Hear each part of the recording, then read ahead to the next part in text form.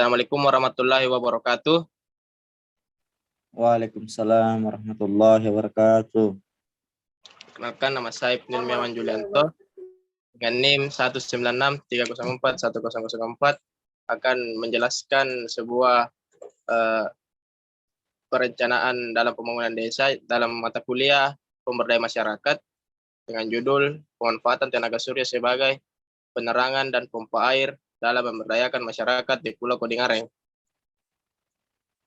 Bagian pertama yaitu analisis situasi. Bisa slide-nya, slide A.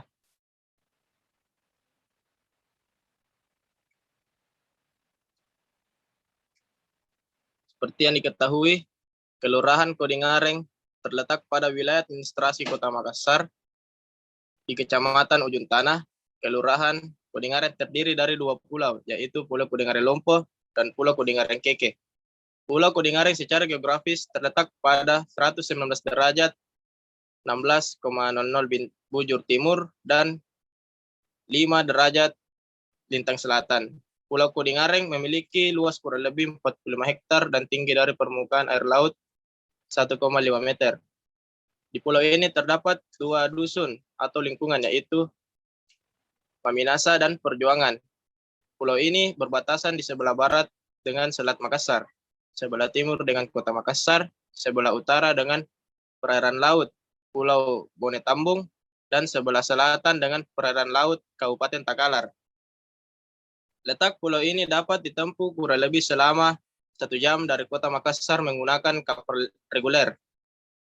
Tutupan daerah Kodingareng pada umumnya didominasi oleh pemukiman sekitar 85%. Selebihnya adalah fasilitas dan vegetasi pulau.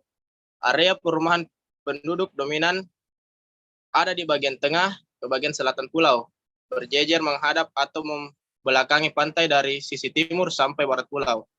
Hasil pendataan penduduk tahun 2012 mencatat jumlah penduduk di Kelurahan Kodingareng sebanyak 4.495 jiwa. Jumlah penduduk ini terdiri dari 2.241 laki-laki dan 2.257 perempuan berdasarkan Badan Perhitungan Statistik tahun 2013. Jumlah kepala keluarga sebanyak 1.043 kepala keluarga. Data yang ada juga mencatat bahwa jumlah usia kerja di Pulau Kodingareng sebanyak 2.081 orang. Suku yang ada di pulau ini selain suku Makassar adalah Mandar dan Bajo. Namun umumnya orang Mandar menikah dengan orang Cina yang datang berdagang di pulau ini. Sekitar 70% penduduk menggantungkan diri pada aktivitas nelayan ataupun petani.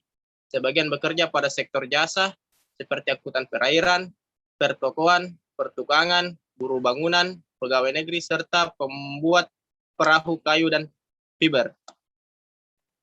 Dan selanjutnya, permasalahan ataupun identifikasi masalah yang terjadi di Pulau Kodingareng. Yang pertama yaitu bantuan yang diberikan ke masyarakat terkadang mendapat potongan hingga 25%. 2, ketersediaan BBM di pulau juga sangat kurang. 3, sulitnya mendapatkan es balok karena kurangnya bantuan pabrik dan listrik yang tidak memadai. 4, kurangnya jaringan listrik PLN yang mampu dimanfaatkan oleh warga dalam melaksanakan aktivitas, salah satunya ialah pada aktivitas penerangan dan juga pompa air. Dan poin yang keempat itu merupakan salah satu masalah yang kita akan angkat pada pemaparan kali ini.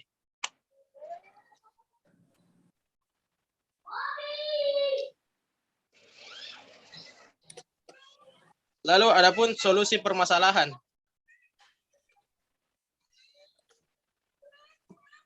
Untuk memenuhi kebutuhan tenaga listrik, maka sumber daya energi terbarukan yang dapat memberi dukungan secara signifikan adalah panas bumi dan biomasa melalui sampah, limbah, dan klasifikasi, serta surya melalui PLTS, pembangkit listrik tenaga surya. Tenaga angin sesuai dengan kondisi Indonesia sangat terbatas, sedangkan tenaga kelautan secara teknis dan ekonomis sulit dikembangkan secara besar-besaran. Tenaga surya yang dimanfaatkan saat ini adalah salah satu sumber yang paling menjanjikan bagi energi untuk kehidupan manusia pada abad ke-21. Adapun berbagai keuntungan yang didapatkan dari pemanfaatan energi surya tersebut antara lain sebagai berikut. Yang pertama, bersih. Sistem tenaga surya menghasilkan listrik dengan nol emisi gas atau polutan lainnya yang berhubungan dengan pemanasan global dan hujan asam. 2. Terbarukan. Sistem tenaga surya dapat mengkonversi cahaya matahari alami ke dalam penyediaan energi yang tidak terbatas. 3. Berlimpah. Jumlah sinar matahari dalam setiap jam mengandung energi cahaya yang setara dengan energi total dunia selama setahun. Next. Ya, selanjutnya metode pelaksanaan.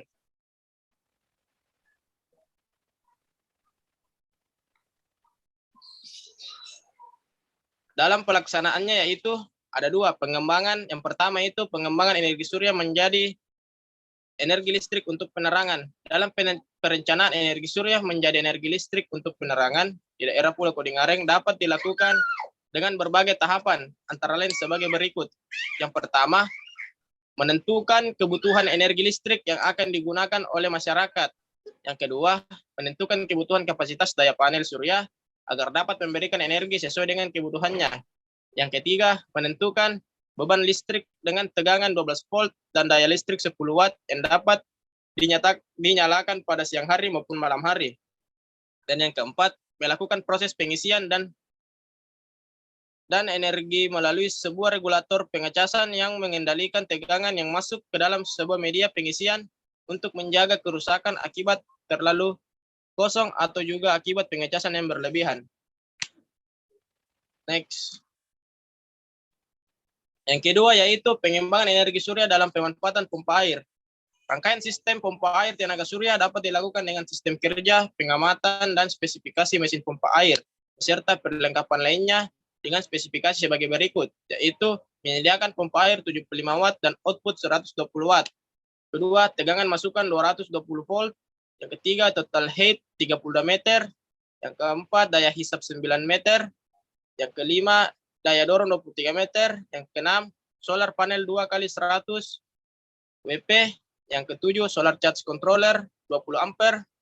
Yang kedelapan, pump inverter 300 watt. Dan yang terakhir, baterai PRLA 7,2 Ah. Next. Gambaran pelaksanaan. Adapun bentuk gambaran pelaksanaan yang digambarkan dalam bentuk tabel sebagai berikut.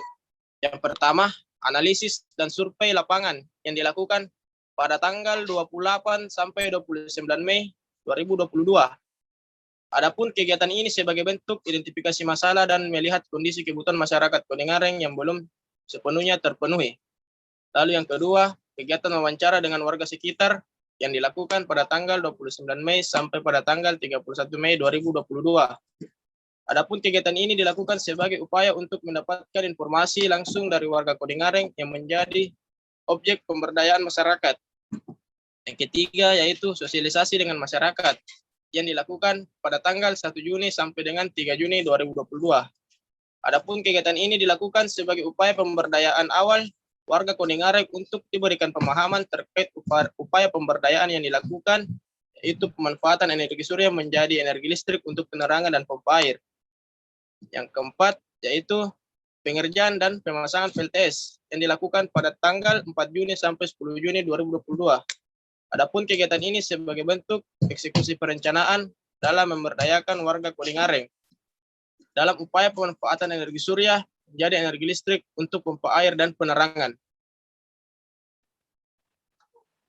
Selanjutnya, yaitu target pencapaian.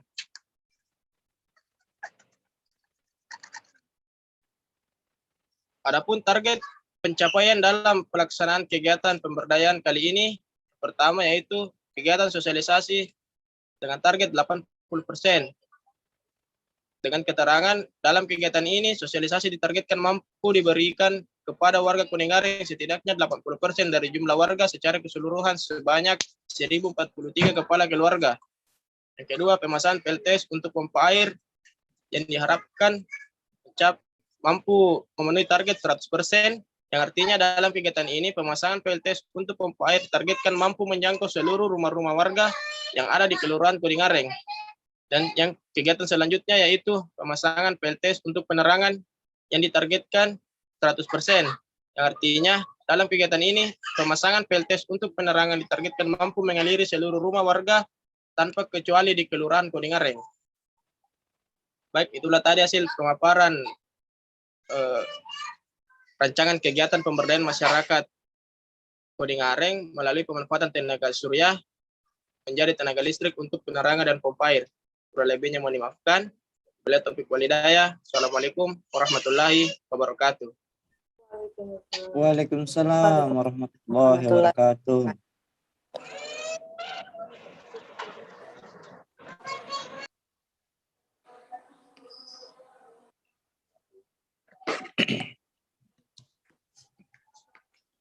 Assalamualaikum warahmatullahi wabarakatuh. Waalaikumsalam Waalaikumsalam warahmatullahi wabarakatuh. Oke, di kesempatan kali ini saya akan menjelaskan mengenai proposal pemberdayaan yang telah saya buat dengan judul Pemberdayaan Pendidikan Anak di Desa Bonto Manurung, Kecamatan Tompo Bulu, Kabupaten Maros.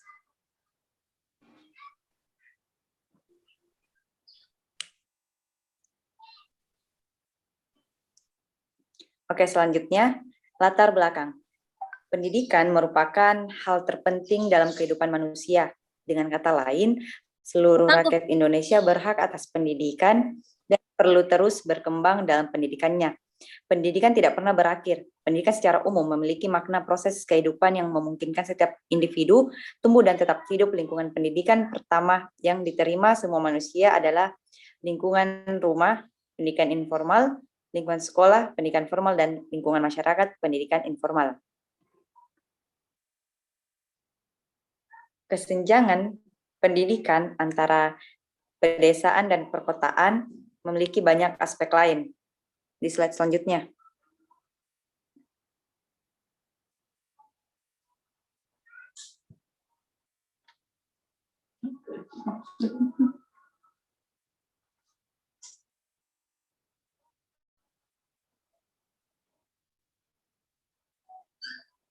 Slide selanjutnya.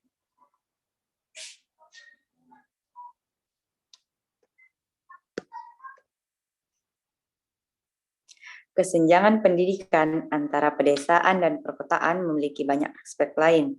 Tidak hanya akses sekolah, aspek lain adalah disparitas antara sarana dan prasarana sekolah pedesaan dan sekolah perkotaan. Aspek terakhir dari ketimpangan pendidikan adalah sumber tenaga kependidikan atau guru. Ini dapat ditemukan di sekolah-sekolah lokal dan perkotaan. Ada lebih banyak guru di kota daripada di desa.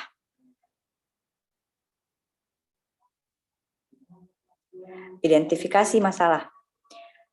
Siswa di Kampung Barabaraya, Maros, Sulawesi Selatan terpaksa belajar di bawah kolom rumah warga dengan kondisi seadanya. Mereka adalah siswa kelas jauh dari Madrasah Ibtidaiyah MI DDI Hidayatullah Tanete Bulu. Lokasi ini tepatnya di Dusun Tanete Bulu, Desa Bonto Manurung, Kecamatan Tompo Bulu, Kabupaten Maros, Sulawesi Selatan. Hanya ada 4 buah bangku panjang yang dibuat seadanya untuk digunakan siswa dari kelas 1 sampai 5. Tak jarang beberapa siswa harus berdiri karena tidak kebagian. Begitupun dengan meja yang mereka gunakan untuk menulis, hanya terbuat dari papan seadanya. Bahkan meja itu tidak layak disebut meja karena lebih mirip dengan bangku panjang karena tidak memiliki dinding, tak satu pun wajah pahlawan ataupun simbol negara yang menempel seperti pada kebanyakan ruang kelas. Tak jarang ayam dan kambing pun ikut belajar bersama mereka.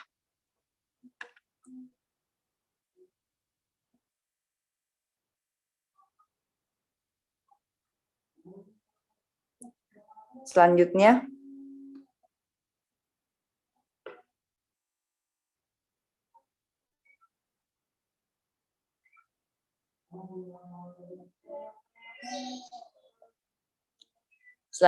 ada solusi.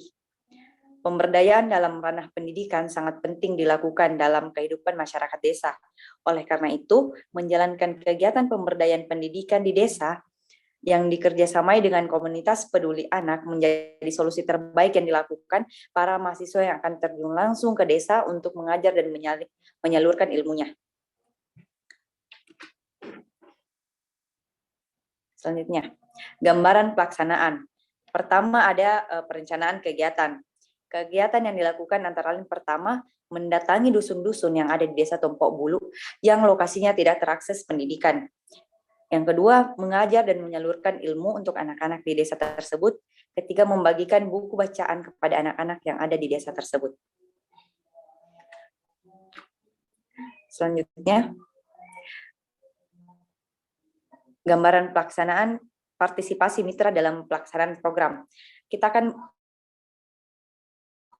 bekerja sama dengan kepada dusun-dusun setempat, pemuda-pemudi Kabupaten Maros, dan komunitas peduli anak. Selanjutnya, target pencapaian. Target pencapaian pertama ada sosialisasi. Di sini dalam kegiatan sosialisasi ditargetkan mampu memberikan pemahaman kepada warga setempat mengenai pentingnya pendidikan. Yang kedua ada pendidik. Pendidik sebagai orang yang akan menyalurkan ilmunya. Pendidik ini dari kalangan mahasiswa sendiri. Yang ketiga ada peserta didik. Peserta didik dalam pemberdayaan pendidikan tidak lain ialah siswa kelas jauh Madrasah Ibtidaiyah DDI Dayatullah Tente Bulu. Lokasinya itu tempatnya di Dusun Tente Bulu, Desa Bunto Manurung, Kecamatan Tompok Bulu, Kabupaten Maros, Sulawesi Selatan. Yang keempat ada sarana. Di sini kita ingin menyediakan sarana yang memadai dalam proses transfer ilmu, misalnya meja, kursi, dan alat tulis menulis. Terima kasih. Sekian dari saya. Wassalamualaikum warahmatullahi wabarakatuh.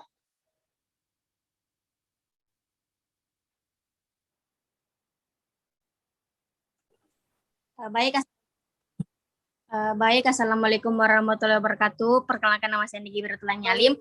Saya ingin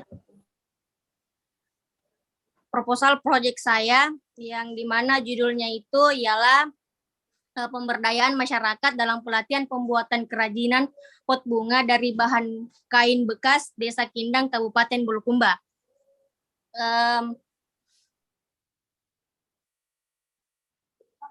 Latar belakang. Baik. Kahaya merupakan salah satu dusun yang terletak di Desa Kindang, Kecamatan Kindang, Kabupaten Bulukumba. Wilayah ini merupakan daratan tinggi yang berada di lereng gunung. Keadaan tanah di wilayah ini sangat subur, sehingga masyarakat lebih banyak tergantung dari hasil pertanian. Oleh karena itu, warga desa ini dapat menanam berbagai jenis tanaman seperti tanaman hias dengan mudah di halaman atau pekarangan rumah. Para warga di desa ini sangat aktif dalam membudidayakan hasil pertanian. Penghasilan utama yang menjadi produk unggul dari pertanian adalah cengkeh, kopi, dan porang. Tanah yang subur dan udara yang dingin memudahkan warga untuk bercocok tanam. Dengan demikian, daerah ini tergolong potensial untuk produk pertanian. Kondisi tanah yang subur dimanfaatkan oleh kalangan ibu-ibu untuk menyalurkan hobinya yang gemar menanam berbagai jenis bunga. Sudah menjadi tren tersendiri di kalangan kaum Hawa untuk berlomba-lomba menghias halaman rumahnya dengan aneka bunga yang dapat memperindah pemandangan di lingkungan sekitar, terutama pekarangan rumah. Pekaraman atau halaman rumah merupakan lahan yang berpotensial untuk dijadikan lahan pertanian yang produktif untuk memenuhi kebutuhan pangan sehari-hari. Dalam pengabdian masyarakat ini, kami mendapatkan pelatihan mendalam tentang cara membuat pot bunga dari bahan sederhana yang sudah tidak terpakai lagi, dimulai dengan edukasi daur ulang.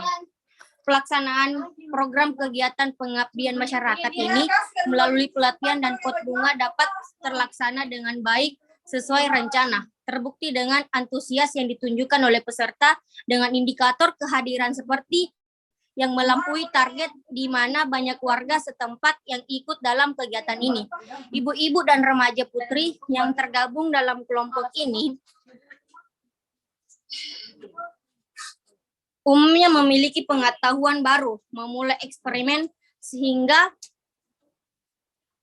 mereka dapat mengembangkan kreativitasnya di dalam berkreasi dalam pembuatan pot. Adapun hasil dari kegiatan ini adalah pot yang beraneka ragam bentuk dan motifnya sesuai dengan kreativitas peserta dapat dimanfaatkan oleh ibu-ibu untuk mempercantik pekarangan rumahnya dengan menggunakan pot dari bahan bekas kain. Selanjutnya yaitu upaya atau solusi permasalahan. Satu, memberikan edukasi kepada ibu-ibu dan remaja putri secara khusus dan masyarakat di Desa Kindang dengan mengenali dan memanfaatkan bahan bekas yang dapat diolah kembali atau didaur ulang menjadi produk yang bernilai tambah atau diistilahkan upscale, sehingga dapat melatih mereka untuk menjaga lingkungan yang bersih dan indah dengan tidak membuang bahan bekas yang masih dapat diolah. Yang kedua itu memberikan pelatihan melalui eksperimen pembuatan pot dari kain bekas. Selanjutnya, melatih kreativitas dan keterampilan warga dalam membuat produk dari bahan bekas. Dan yang keempat, pelatihan keterampilan ini akan menambah pengetahuan dan pengalaman ibu-ibu dan remaja putri sehingga dapat membuat produk melalui daya kreasi yang dapat menghemat pengeluaran untuk membeli produk serupa. Dan yang terakhir yaitu menumbuhkan kesadaran ibu-ibu dan anaknya dalam pengelolaan bahan bekas yang bermanfaat dan memiliki hasil produk yang bernilai. Selanjutnya metode pelaksanaan, di mana kegiatan pengabdian masyarakat ini di Desa Kindang diawali dengan sosialisasi dan penyuluhan yang membawa barang-barang daur ulang seperti baju bekas ataupun kain-kain bekas lainnya. Dan cara meningkatkan kreativitas untuk membuat produk bermanfaat dari bahan sederhana. Dengan langkah-langkah selanjutnya adalah mempersiapkan dan menyediakan alat dan bahan yang akan digunakan untuk percobaan, kemudian dilanjutkan dengan kegiatan alat dan bahan yang disediakan antara lain kain, handuk bekas, selimut, handuk mandi bekas, karpet, kaos, dan rajutan, semen, kuas, dan ember bekas sebagai wadah untuk membentuk sebuah pot bunga, yang dimana adapun tahapan-tahapan dalam pembuatannya yaitu menyiapkan bahan serta pola, yang kedua menyiapkan peralatan gunting untuk memotong kain bekas sesuai selera, dan yang ketiga menyiapkan adonan dan dari campuran air dan semen, yang keempat kain bekas atau handuk dicelupkan dalam adonan tersebut, kemudian dikuas supaya tidak merata. Dan yang kelima, pada bagian ini kain diberi lubang kecil sebagai saluran air dalam pot. Yang keenam, kain bekas yang telah tercampur pada adonan semen diangkat kemudian diletakkan di atas ember bekas sebagai cetakan atau sebagai bentuk dari pot tersebut. Yang ketujuh itu dijemur di bawah sinar matahari dan tunggu sampai kering. Dan ke-8 adalah tahap terakhir adalah pengecatan dengan warna yang cerah. Adapun gambar pelaksanaannya yaitu pada hari pertama persiapan perkenalan, di mana ada sosialisasi dengan tujuan kegiatan pengenalan bahan dan daur ulang dan memperkenalkan cara pembuatan pot melalui eksperimen dan manfaat kegiatan. Di dalam pelaksanaan ini, adapun berbagai tahapan yaitu persiapan kain bekas dan bahan lain, persiapan alat yang digunakan, dan kegiatan inti bisa seperti yang kita lihat di dalam PPT yang telah saya berikan. Persoalannya banyak sekali nih. Bisa juga dilihat di hari keduanya itu melakukan pelatihan mengenai cara pembuatan pot yang tepat dan bereksperimen, kemudian membuat pot sesuai arahan dengan menambahkan adonan sedikit di dalam pot dan menunggu hasil dari eksperimen tersebut. Dan yang terakhir, target pencapaian. Di dalam target pencapaian ini saya menuliskan yang pertama itu di dalam melakukan kegiatan ini agar masyarakat dapat meningkatkan kewirausahaan warga melalui kreativitas mereka, sehingga meningkatkan peluang mereka untuk memasarkan kreasi mereka dan mengurangi biaya pembelian pot bunga untuk bahan referensi untuk kegiatan lainnya. Yang kedua, peserta yang ikut kegiatan ini akan punya bekal pengetahuan dan pengalaman yang baik dan yang berkaitan dengan kreativitas, maka hal ini dapat menumbuhkan jiwa entrepreneur sebab produk ini memiliki nilai jual yang tinggi jika diolah melalui suatu dan baik. Yang ketiga, dari pelatihan dan pembimbingan ini dilakukan memberikan peluang kepada ibu-ibu dan remaja putri untuk berlatih membuat pot bunga secara tepat dan kreatif. Dan yang keempat, agar masyarakat dapat juga mengembangkan keterampilan ini dan memperkaya dalam pengetahuan dalam membuat sebuah kerajinan dan dapat memberikan kesaksian kepada masyarakat agar barang bekas bisa didaur ulang dan memiliki manfaat yang bernilai tinggi. Sekian dari penjelasan saya. Assalamualaikum warahmatullahi wabarakatuh. Waalaikumsalam. Waalaikumsalam warahmatullahi wabarakatuh.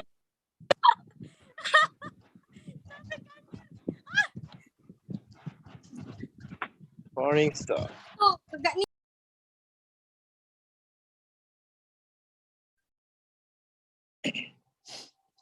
Baik, bismillahirrahmanirrahim. Assalamualaikum warahmatullahi wabarakatuh. Waalaikumsalam warahmatullahi wabarakatuh.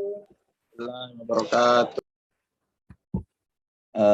Perkenalkan, nama saya Muhammad Irsan Sarif. Kali ini saya akan memaparkan atau mempresentasikan hasil dari studi kasus saya tentang strategi pemberdayaan masyarakat dalam meningkatkan perekonomian masyarakat melalui desa wisata di Desa Petalasang. Jadi lokasi yang saya gunakan itu di sini yaitu desa saya sendiri.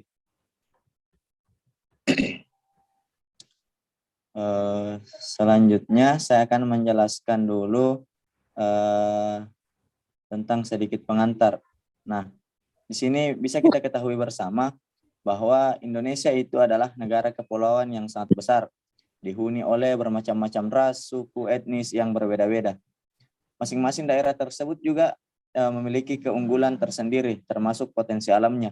Hal ini tentu sangat menguntungkan dalam bidang kepariwisataan. Dengan banyaknya potensi alam yang dimiliki tersebut, akan menarik banyak wisatawan asing untuk berkunjung ke Indonesia dengan tersendiri bagi negara. Pariwisata seringkali dipandang sebagai sektor yang sangat terkemuka dalam ekonomi dunia. Tidak bisa kita pungkiri bahwa sektor pariwisata menjadi salah satu potensi daerah yang banyak dikembangkan masyarakat Indonesia. Melimpahnya kekayaan alam Indonesia dan uniknya budaya lokal yang kita miliki memberikan daya tarik tersendiri bagi para wisatawan domestik maupun turis mancanegara. Sehingga tidak heran bila sampai hari ini sektor pariwisata Indonesia menjadi salah satu penyumbang dana yang cukup besar bagi pendapatan daerah di seluruh penjuru Nusantara. Setiap desa memiliki potensi untuk dijadikan komunitas wisata unggulan. Keindahan dan keunikan alamnya akan menjadi wisata alam. Jika desa tersebut memiliki keunikan tradisi dan budayanya, bisa menjadi destinasi budaya. Jika desa tersebut memiliki menu makanan dan minuman khas tradisional yang unik, baik dari bahan, rasa, dan penyajiannya, bisa dijadikan destinasi wisata kuliner desa. Dan jika desa tersebut memiliki kerajinan-kerajinan khas dan unik, bisa dijadikan destinasi wisata souvenir desa. Atau bahkan, jika desa tersebut memiliki peninggalan sejarah yang mempunyai nilai yang tinggi dan situs sejarah atau prasejarah bisa menjadi tujuan wisata sejarah desa. Bahkan ada lagi, ketika desa tersebut memiliki keunggulan hasil bumi atau hasil laut, misalnya pertanian, perkebunan, perikanan, dan lain-lain, seperti wisata petik apel, stroberi, tomat, cabai, sayuran lain. Nah, itu juga bisa mengalami perkembangan yang cukup signifikan. Nah, adapun bisa dijadikan wisata dan mendatangkan keuntungan ekonomi bagi warga sekitar asal jeli dan memanfaatkan peluang. Nah, seperti di sini, seperti desa yang saya bahas di sini dalam proposal kali ini, yaitu dalam studi kasus kali ini, yaitu Desa Petalasang. Nah, ini Desa Petalasang ini dijadikan sebagai desa wisata di Kabupaten Goa, yaitu wisata Puncak Bolangi. Nah, karena wisata ini terletak pada pegunungan. Meskipun wisata ini di area pegunungan, namun tempat wisata ini sangat menarik untuk Anda kunjungi. Gunung tidak hanya dijadikan sebagai tempat bertani saja, tetapi juga bisa dijadikan destinasi wisata yang menarik yang bisa meningkatkan perekonomian masyarakat desa.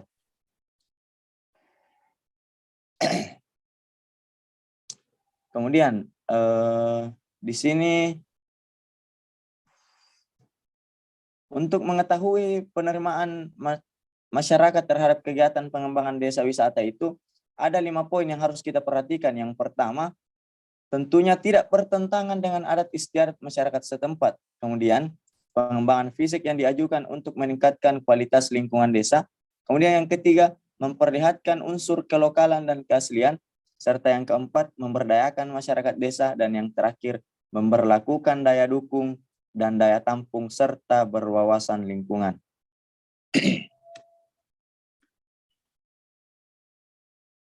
Mungkin langsung masuk pada pembahasan inti. Dalam studi kasus kali ini, dalam studi kasus yang saya buat ini di Desa Petalasang, strategi pemberdayaan masyarakat dalam rangka meningkatkan kesejahteraan dan meningkatkan perekonomian masyarakat dan pengembangan desa wisata, yaitu wisata Puncak Bolangi yang termasuk potensi desa. Seperti yang saya bilang tadi, gunung tidak hanya dijadikan sebagai tempat bertani untuk menghasilkan hasil panen, tetapi juga dijadikan sebagai tempat wisata yang menarik. Nah, tidak hanya wisatanya saja, masyarakat sekitar juga bisa memanfaatkan desa wisata tersebut untuk membuka warung-warung di sekitar desa wisata yang dijadikan sebagai sumber penghasilan. Nah, dalam tulisan ini, pengembangan pariwisata lebih menitik beratkan pada pengembangan wisata minat khusus, yaitu desa wisata. Pembangunan yang dilakukan pemerintah selama ini selama berlangsung lebih banyak di kota-kota saja, sehingga masyarakat desa kurang merasakan manfaat dari pembangunan ini. Jadi untuk itu masyarakat desa melalui pengembangan wisata minat khusus ini bisa diberdayakan agar lebih maju dan mandiri. Kemudian memanfaatkan potensi alam yang cukup melimpah. Masyarakat di berbagai daerah Indonesia kini mulai mengoptimalkan sektor pariwisata dengan membangun kawasan desa wisata. Strategi ini sengaja dibangun untuk mengajak para wisatawan lokal maupun internasional untuk lebih mengenal lagi dekat dengan kekayaan alam, budaya maupun tradisi masyarakat di pelosok desa. Nah, melalui program desa wisata ini diharapkan masyarakat bisa memperkenalkan tradisi dan budaya lokal kepada masyarakat luas serta mengangkat perekonomian masyarakat di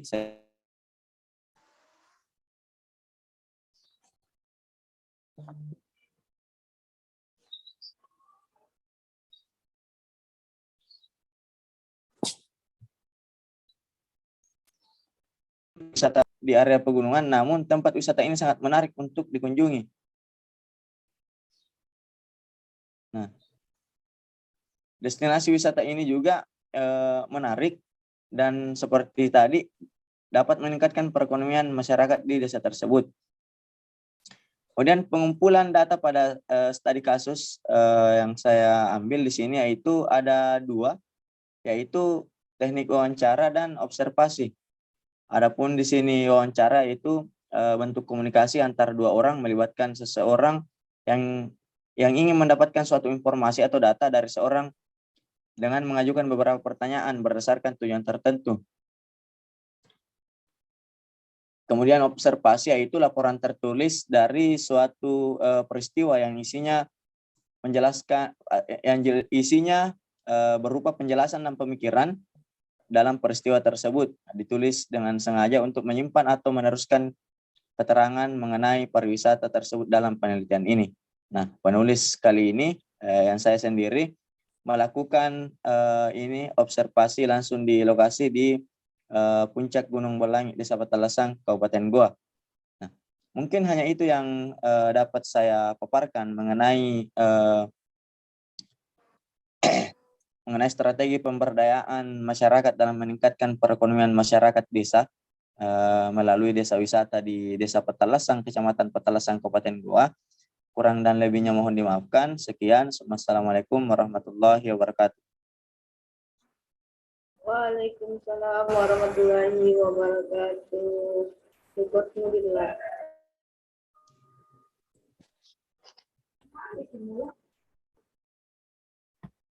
Baiklah, assalamualaikum warahmatullahi wabarakatuh. Waalaikumsalam warahmatullahi wabarakatuh. Waalaikumsalam warahmatullahi wabarakatuh. Saya akan memaparkan PPT saya mengenai judul saya itu pemberdayaan masyarakat dalam pengembangan desa wisata dan Tepine di Kabupaten Nrekang. Nama itu Wismi Kudi, Pendidikan Sosiologi Universitas Negeri Makassar.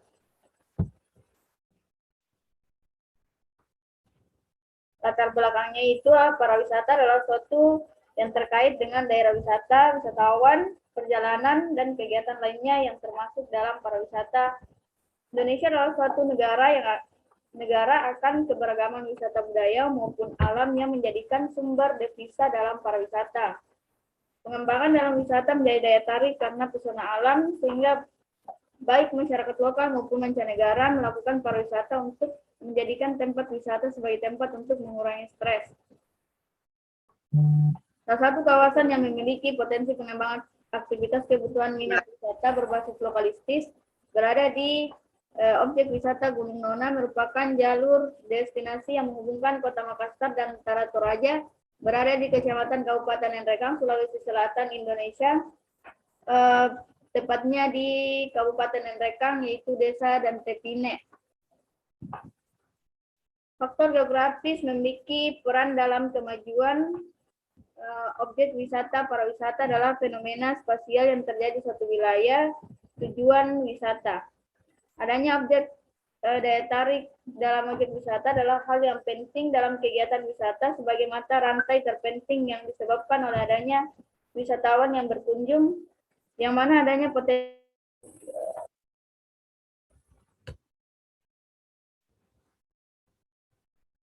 wisata dan Tepine memiliki berbagai macam wahana ekstrim dan pemandangan indah yang ada di depan.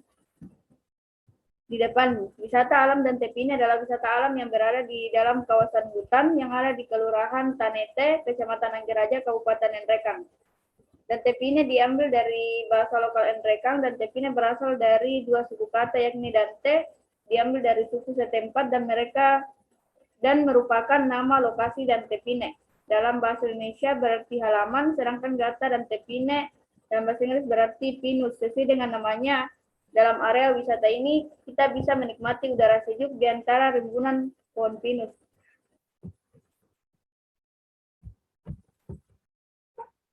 Solusi permasalahan. Dalam hal ini solusi yang saya dari hasil observasi dan wawancara terhadap masyarakat pada desa wisata dan Tepine, yaitu perlu adanya perbaikan akses jalan agar para wisatawan dapat dengan mudah menjangkau wisata dengan baik, dan juga ketika terjadi hujan di jalanan yang dilewati tidak licin. Pengadaan, pembangunan, pemampatan, dan pemeliharaan sarana prasarana pemasaran yang difokuskan kepada pembentukan dan pengembangan produk unggulan desa kawasan wisata. Tidak adanya lapak baca bagi pengunjung, sehingga perlu adanya pembangunan dan adanya berbagai banyak buku. Pembangunan gazebo pada wisata agar para pengunjung dapat dengan leluasa bersama dengan keluarga. Perlu adanya pembangunan untuk anak kecil sebagai tempat permainan, yang mana banyaknya tanah yang masih kosong sehingga perlu untuk dimanfaatkan. Menyediakan kuliner atau oleh-oleh khas Nrekang serta makanan berat lainnya yang dapat disajikan untuk menambah pendapatan dari pengelola dan Tepine. Pembangunan masjid perlu untuk diperluas karena terlalu sempit untuk tempat ibadah, apalagi banyaknya pengunjung. Perlu adanya pembangunan seperti penginapan agar dapat menikmati pemandangan sejuknya Nrekang di pagi hari. Pembangunan pada parkiran perlu untuk ditata ulang agar kendaraan para pengunjung tertata rapi dan dapat menghasilkan uang dari hasil parkiran. Metode pelaksanaan yaitu langkah-langkah untuk menyelesaikan solusi dari permasalahan, yaitu melakukan penilaian atau penafsiran tentang kebutuhan masyarakat. Studi kelayakan, kita menentukan apakah pembangunan yang akan dilaksanakan akan bermanfaat pada pengelola dan TPN dan juga para masyarakat serta pengunjung yang datang. Menentukan prioritas kegiatan pembangunan, karena hal ini kita lihat semakin banyak pembangunan yang dibuat, maka itu akan menambah suatu pendapatan dalam skala ekonomi.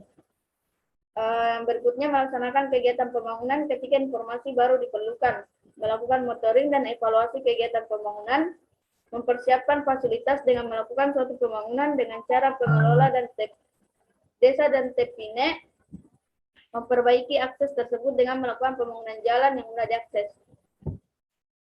Gambaran pelaksanaan, yaitu yang pertama penempatan pelaksanaan kegiatan, penyusunan rencana kerja, sosialisasi kegiatan, pembekalan pelaksanaan kegiatan, persiapan dokumen administrasi, pengadaan tenaga kerja dan bahan material, melakukan survei lokasi kegiatan, menghubungi ketua pengelola desa dan TPN, merancang peralatan properti dalam pembangunan fasilitas di dalam desa wisata dan TPN, membuat jalanan serta fasilitas yang dapat mengundang wisatawan untuk datang, mengadakan pertemuan pengarahan dan diskusi dengan para pemandu, berdiskusi mengenai tindakan yang dilakukan seperti apa pembangunan yang akan dilaksanakan, merancang suatu agar dapat berjalan dengan lancar, menyusun program yang telah disepakati dan membuat suatu proposal, melaksanakan program untuk pembangunan berkelanjutan.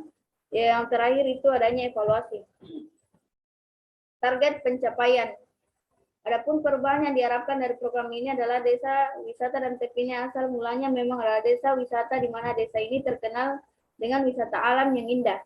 Di sini dengan adanya program ini yaitu untuk memberikan perubahan dengan adanya wisata yang perlu adanya fasilitas yang dapat mengundang wisatawan, dengan adanya spot foto dan fasilitas seperti masjid yang diperluas, akses jalan yang diperbaiki, dan parkiran yang diperluas, serta fasilitas untuk lapak baca untuk anak-anak bermain. Dengan adanya program yang dibuat, sekiranya dapat dikunjungi banyak wisata pada saat liburan. Tapi juga pada waktu ingin mengunjungi desa dan TPN karena adanya fasilitas yang sudah memadai. Perubahan atau penambahan area spot selfie dan memanfaatkan lahan masyarakat desa, wisata dan TPN, pemandangan alam yang sangat indah dan sejuknya saat wisata luar pengunjung, dan selanjutnya dengan adanya area wisata ini kita bisa mempekerjakan masyarakat desa, wisata dan TPN atau pemandu wisata. Target program yang ingin dicapai saat ini yaitu pengembangan desa, pembangunan area spot selfie dan penataan lahan wahana pemandangan. Dalam jangka panjang diharapkan pihak dari pengelola wisata dan TPN dan masyarakat bekerja sama untuk membangun wisata berbasis education alam sehingga masyarakat yang memiliki UMKM memanfaatkan keberadaan wisata sebagai tempat mempromosikan produk yang dihasilkan. Terima kasih. Sekian dari apa yang saya sampaikan.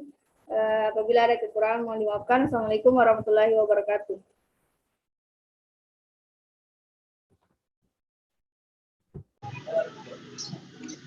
Assalamualaikum warahmatullahi wabarakatuh. Waalaikumsalam warahmatullahi wabarakatuh. Perkenalkan, saya Nizar Amalia Amanda Mayanti, NIM 196304-2001. Di sini saya akan mempresentasikan proposal pemberdayaan masyarakat saya yang berjudul Pengembangan Masyarakat Pesisir dalam Mengelola Sumber Daya Pesisir dan Laut di Kelurahan Bone Putih, Kecamatan Larompong Selatan. Next. Latar belakang. Indonesia merupakan negara kepulauan yang terdiri dari sekitar 17.504 pulau dengan panjang garis pantai kurang lebih 81.000 km. Di sepanjang garis pantai ini, terdapat wilayah pesisir yang relatif sempit tetapi memiliki potensi sumber daya alam hayati dan non-hayati. Sebagai negara kepulauan terbesar di dunia, Indonesia memiliki potensi laut yang sangat besar. Namun, Selama ini, potensi laut tersebut belum termanfaatkan dengan baik dalam meningkatkan kesejahteraan bangsa pada umumnya dan pemasukan devisa negara khususnya. Ketertinggalan dan keterbelakangan sebagian masyarakat pesisir jika dibandingkan dengan potensi sumber daya pesisir yang dimiliki dapat diteliti dari berbagai segi. Salah satunya adalah perilaku nelayan dan masyarakat pesisir lain dalam mengelola sumber daya pesisir tersebut. Besarnya potensi sektor kelautan seharusnya mampu memberi kontribusi terhadap peningkatan kesejahteraan rakyat Indonesia, namun kenyataannya masyarakat pesisir masih merupakan masyarakat miskin baik secara kultural maupun struktural. Salah satu penyebabnya adalah banyak pihak termasuk elit penguasa yang tidak mau bertanggung jawab terhadap kepentingan mereka dalam mengeruk sumber daya lingkungan hidup. Selain itu, penyebab yang timbul dari masyarakat setempat adalah ekosistem sumber daya alam lingkungan laut yang telah mengalami 4 degradasi sebagai akibat eksploitasi sumber daya perikanan yang tidak ramah lingkungan dan terkendali. Keawaman masyarakat tersebut adalah tantangan bagi para ahli untuk memperbaiki strategi hidup dan kearifan lokal masyarakat setempat. Oleh karena itu, semakin terasa bahwa untuk memberdayakan masyarakat diperlukan pemahaman sosiologi masyarakat pesisir. Sosiologi masyarakat pesisir ini direkonstruksi dari basis sumber daya dan bersumber pada aktivitas masyarakat yang terkait dengan sumber daya alam lingkungan laut. Next.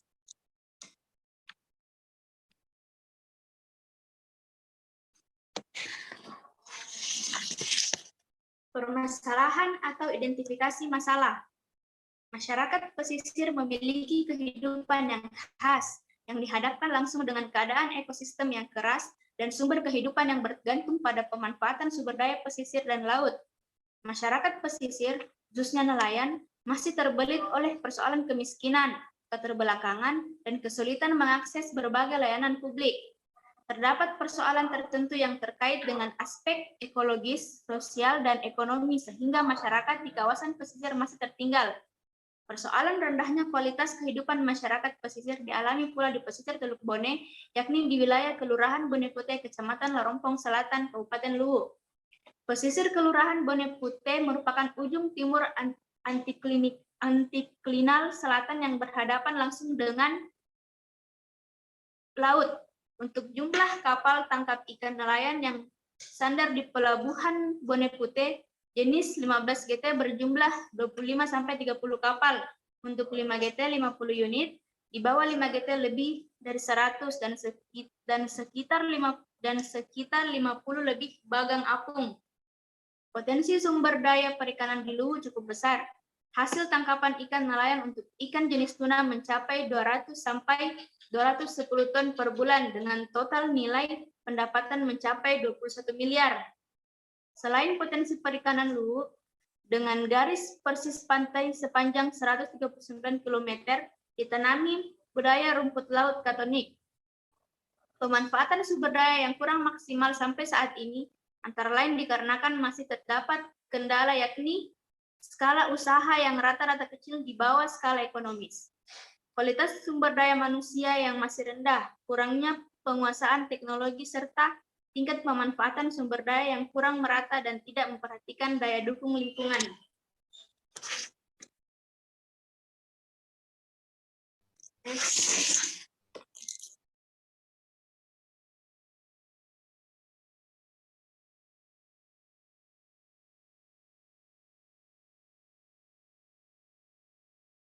Solusi permasalahan. Sumber daya yang dapat pulih terdiri dari berbagai jenis ikan, udang, rumput laut, padang lamun, mangrove, terumbu karang, termasuk kegiatan budidaya pantai dan budidaya laut. Ketersediaan lahan pesisir merupakan salah satu potensi yang dapat dikembangkan untuk kegiatan perikanan. Demikian juga dengan wilayah perairan pantainya dapat dikembangkan untuk berbagai kegiatan budidaya, terutama budidaya laut. Pengelolaan perikanan yang baik dan bertanggung jawab, terutama perikanan tangkap, haruslah benar-benar memperhatikan daya dukung sumber daya perikanan di wilayah perairan Indonesia. Apabila sumber daya ikan laut yang hidup di wilayah perairan Indonesia dimanfaatkan secara benar dan bertanggung jawab, yaitu tidak melebihi daya dukungnya, Sumber daya tersebut akan dapat menghasilkan produksi maksimum lestari sekitar 6,4 juta ton per tahun. Pengelolaan sumber daya alam pesisir pada hakikatnya adalah suatu proses pengontrolan tindakan manusia atau masyarakat di sekitar kawasan pesisir agar pemanfaatan sumber daya alam dapat dilakukan secara bijaksana dengan mengindahkan kaidah kelestarian lingkungan. Next. Metode pelaksanaan. Pengelolaan tata ruang dalam satu kesatuan tata lingkungan yang dinamis serta tetap memelihara kelestarian kemampuan dan daya dukung lingkungan yang tersedia. Secara ideal, pemanfaatan sumber daya ikan dan lingkungan hidupnya harus mampu menjamin keberlangsungan fungsi ekologis guna mendukung keberlanjutan usaha perikanan pantai yang ekonomis dan produktif. Keberlanjutan fungsi ekologis akan menjamin eksistensi sumber daya serta lingkungan hidup ikan. Pengembangan masyarakat pesisir menuju kesejahteraan diawali oleh kesadaran masyarakat untuk berubah, didukung pengembangan nilai sosial budaya, gaya kepemimpinan yang sesuai, dan diverifikasi usaha di kawasan pesisir dengan tetap memperhatikan kondisi fisik lingkungan. Perilaku masyarakat pesisir dalam mengelola sumber daya pesisir secara ekologis, sosial, dan ekonomi dapat dikembangkan melalui penerapan penyuluhan oleh fasilitator yang kompeten dengan menggunakan pendekatan sosial budaya, dukungan koordinasi antar lembaga yang terkait dengan sumber daya pesisir, dan dilakukan secara kontinu. Fakta empirik memperlihatkan bahwa fasilitator yang memiliki pengetahuan dan pengalaman tentang alat tangkap ikan ramah lingkungan dengan aspek teknik lainnya, disertai kemampuan berkomunikasi dan memotivasi individu atau kelompok masyarakat yang didampingi, dapat dengan mudah menstimulasi terjadinya perubahan perilaku. Untuk lebih meningkatkan produksi penangkapan dan tingkat pemanfaatan potensi sumber daya perikanan di Kelurahan Bone Putih, diperlukan fokus perencanaan yang tepat terhadap nelayan dengan status sebagai nelayan penuh sehingga sasaran program dan kegiatan proyek akan mencapai keberhasilan yang maksimal. Bagi nelayan-nelayan sambilan, diperlukan peningkatan keterampilan tambahan melalui kegiatan pelatihan dan pemagangan baik menyangkut teknik penangkapan maupun aspek-aspek manajemen pemasaran dan pengelolaan pasca panen. Itulah tadi hasil presentasi dari proposal saya. Lebih dan kurangnya mohon dimaaf.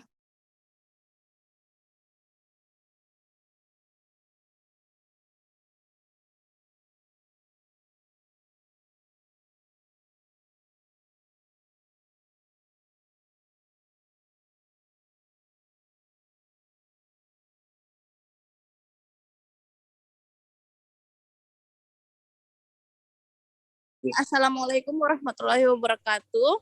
Waalaikumsalam. Terima kasih atas kesempatan yang telah diberikan kepada teman-teman sekalian. Dan saya akan memperkenalkan diri atas nama Nur Mukni Indriani dari Fakultas Ilmu Sosial dan Hukum, Prodi Pendidikan Sosiologi, akan mempresentasikan hasil. Baik, saya di sini akan mempresentasikan hasil proposal saya yang berjudul Pemberdayaan Masyarakat melalui Program Inovasi Desa di Desa Bisoloro, Kecamatan Bungaya, Kabupaten Goa.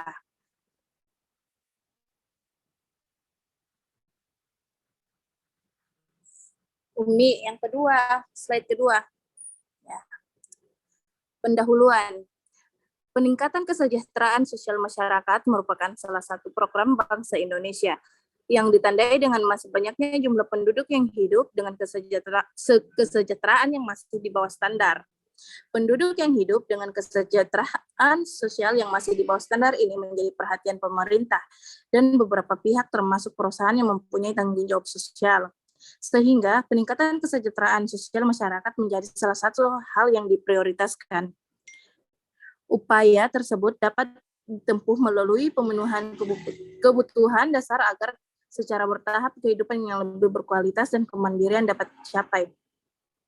Pemberdayaan sosial secara bersamaan juga diarahkan agar seluruh potensi kesejahteraan sosial dapat dibangun menjadi sumber kesejahteraan sosial yang mampu berperan optimal dalam penyelenggaraan kesejahteraan sosial.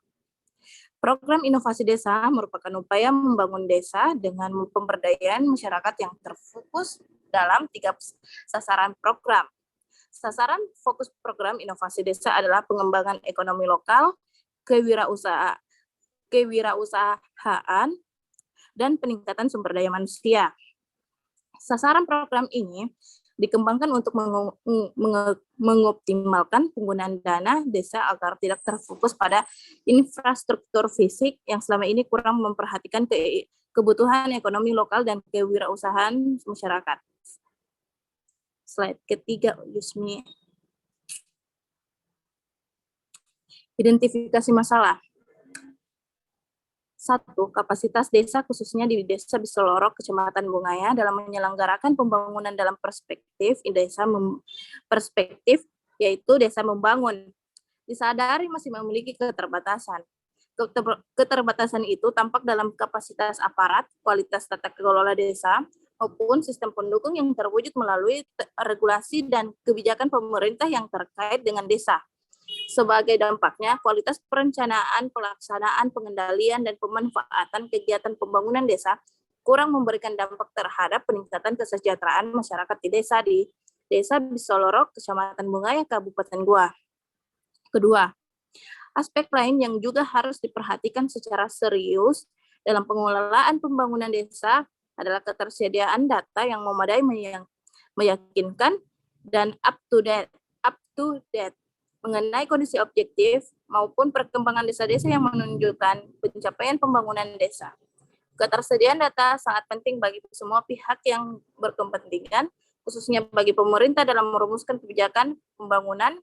Pengelolaan data dimaksud dalam skala nasional dengan kondisi wilayah, khususnya desa-desa di Indonesia yang sangat beragam, tentu memiliki tantangan dan tingkat kesulitan yang besar. Metode. PRA dilakukan pada tahap awal perencanaan kegiatan. Melalui PRA dilakukan beberapa kegiatan tersebut antara lain. 1. Pemetaan wilayah, mapping, dan kegiatan yang terkait dengan topik penilaian keadaan. Kedua, analisis keadaan berupa yaitu 1. Pengadaan rapat bersama tim pelaksanaan untuk membahas agenda kegiatan pemberdayaan desa. 2. Mengonfirmasi pihak kepala desa untuk diajukan permohonan kegiatan pelaksana dan pada masyarakat Desa Bisoloro, Kecamatan Bungaya, Kabupaten Goa. 3. Mempersiapkan kisi-kisi pertanyaan narasumber. 4. Pelaksanaan kegiatan berupa sosialisasi di desa. Penggunaan metode pelaksanaan kegiatan yakni sosialisasi dan wawancara. Kegiatan yang akan dibahas yaitu sosialisasi tentang pemberdayaan masyarakat melalui program inovasi di Desa Bisoloro, Kecamatan Bungaya, dan Bungaya, Kabupaten Goa. Solusi. Pemberdayaan masyarakat dalam inovasi desa di Desa Bisoloro merupakan upaya pengentasan kemiskinan dan upaya peningkatan kesejahteraan masyarakat desa. Dengan mengubah perilaku dengan mendorong masyarakat desa untuk memiliki kemampuan sesuai potensi dan kebutuhannya untuk berdiri tegak di atas kakinya sendiri, memiliki daya saing serta mandiri melalui berbagai kegiatan pemberdayaan. Hal ini didukung dengan pernyataan menurut Subaidi, pemberdayaan dan pengembangan masyarakat adalah untuk membangun suatu struktur masyarakat di mana pemberdayaan adalah suatu proses dan tujuan. Gambaran pelaksanaan. Secara garis besar, program inovasi desa PID merupakan inovasi dalam praktik pembangunan dan pertukaran pengetahuan. Inovasi ini dipetik dari realitas atau hasil kerja desa-desa dalam melaksanakan kegiatan pembangunan yang didaya gunakan sebagai pengetahuan untuk ditularkan secara meluas. Dalam petunjuk teknis operasional pelaksanaan PID menyebutkan tahapan-tahapan pelaksanaan program inovasi PID adalah sebagai berikut. 1. Pelaksanaan PID di Desa Bisoloro tahun anggaran 2022 diutamakan untuk menindaklanjuti sejumlah capaian yang telah dilakukan pada tahun 2021 guna mencapai tujuan pengembangan proyek atau Project Development Objective PDO atau biasa disebut PDO, dan indikator kunci keberhasilan atau Key Performance Indicator, yakni A. Mensosialisasikan secara terus-menerus PID kepada para pihak di berbagai jenjang. B. Mengevaluasi pelaksanaan PID tahun 2021 serta menyusun perencanaan kegiatan program dan membangun melalui forum-forum musyawarah. C.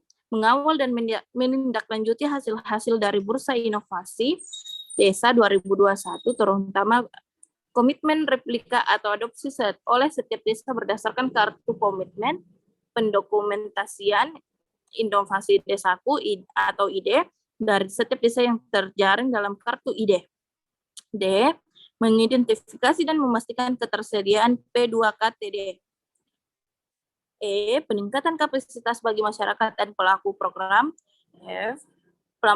Pelembagaan program, terutama pelembagaan kegiatan-kegiatan pengelolaan, pengetahuan, dan inovasi desa di tingkat desa melalui advokasi pengembangan dan peluncuran berbagai kebijakan di berbagai jenjang. Dengan demikian, kegiatan-kegiatan pengelolaan pengetahuan dan inovasi di desa termasuk pendokumentasian, pertukaran inovasi, dan penyelenggaraan bursa pertukaran inovasi.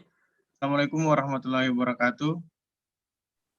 Perkenalkan, saya Muhammad Iskandar Yusuf, mahasiswa pendidikan sosiologi Universitas Negeri Makassar. Baik, pada kesempatan kali ini saya akan mempresentasikan tentang pemberdayaan desa melalui perbaikan jalan di Desa Muara Adang, Kabupaten Pasir, Kalimantan Timur.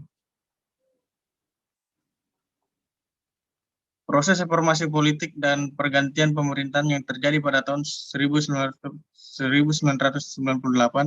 telah diikuti dengan lahirnya Undang-Undang Nomor 20 Tahun 1999 tentang Pemerintahan Daerah yang mencabut Undang-Undang Dasar tentang Pemerintahan Desa dan Kelurahan.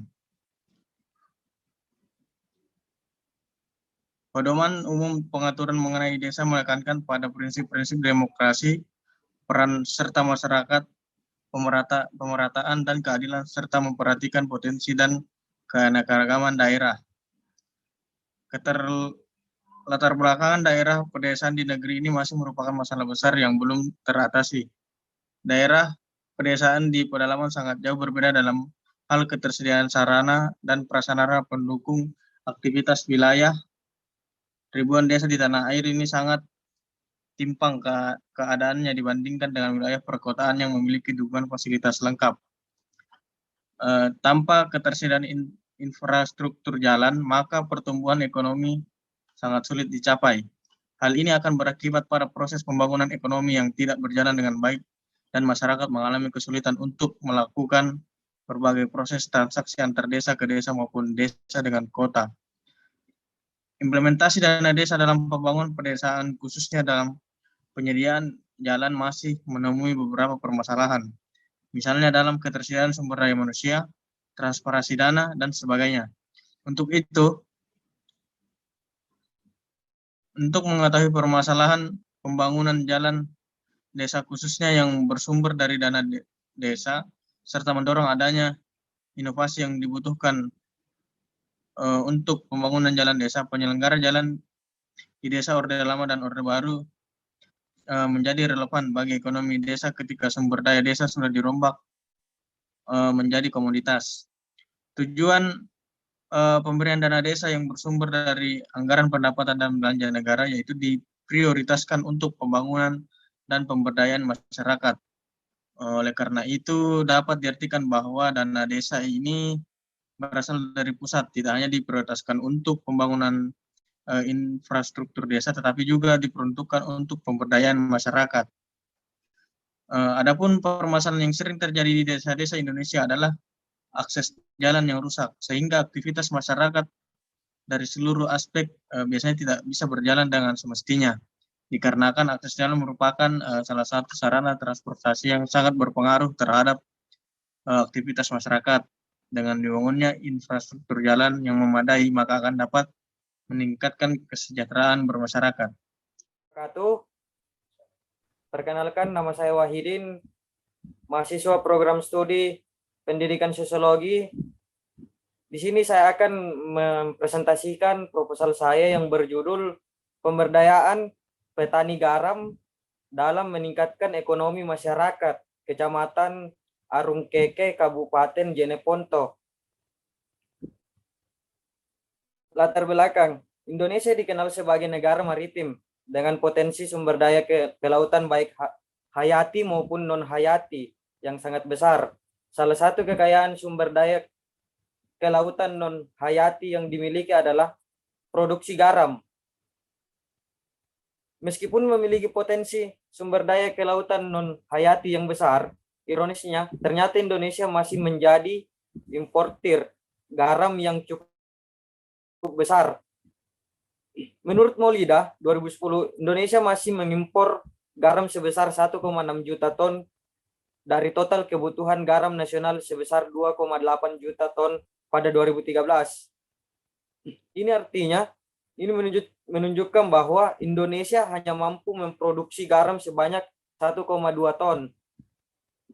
Pemberdayaan merupakan upaya untuk mentransformasikan pertumbuhan masyarakat sebagai kekuatan nyata masyarakat untuk melindungi dan memperjuangkan nilai-nilai dan kepentingan di dalam arena segenap aspek kehidupan.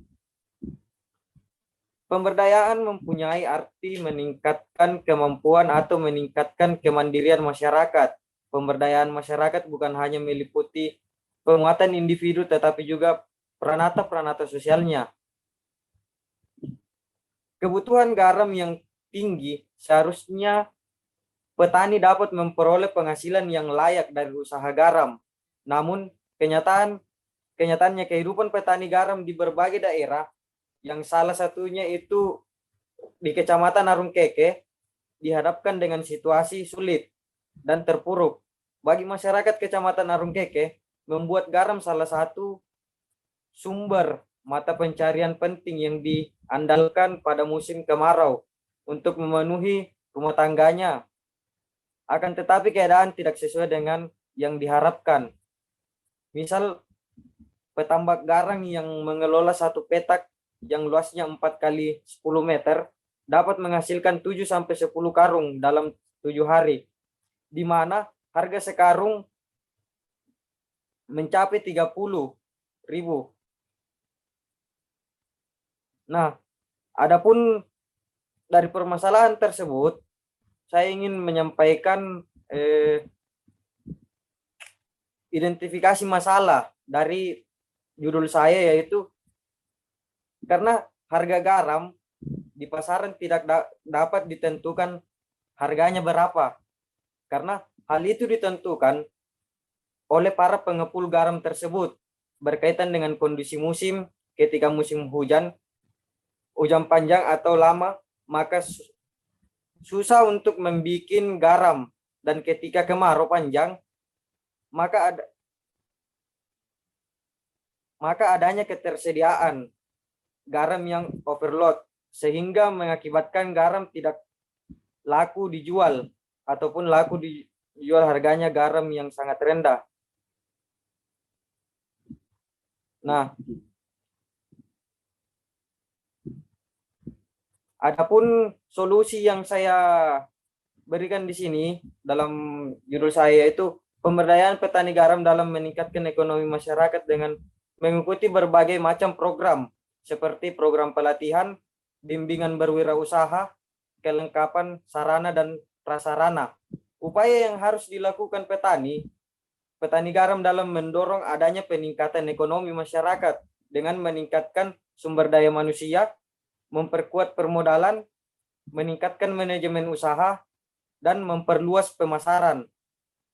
Nah, gambaran pelaksanaan yang saya buat di sini yaitu perencanaan kegiatan, menyampaikan kepada seluruh masyarakat petani garam untuk mengikuti berbagai program yang akan dilaksanakan pemerintah desa, seperti pelatihan, bimbingan berwirausaha untuk menumbuhkan jiwa-jiwa berwirausaha yang dapat membuat masyarakat itu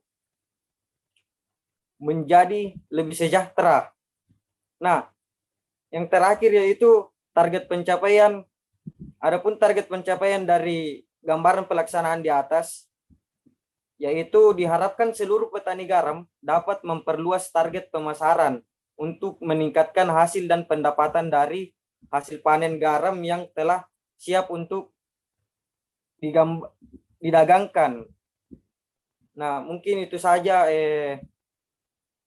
pemaparan judul proposal saya mengenai tentang pemberdayaan masyarakat. Mohon maaf bila ada kesalahan atau kekurangan. Wabillahi taufiq wal hidayah. Wassalamualaikum warahmatullahi wabarakatuh. Waalaikumsalam warahmatullahi wabarakatuh. Waalaikumsalam warahmatullahi wabarakatuh.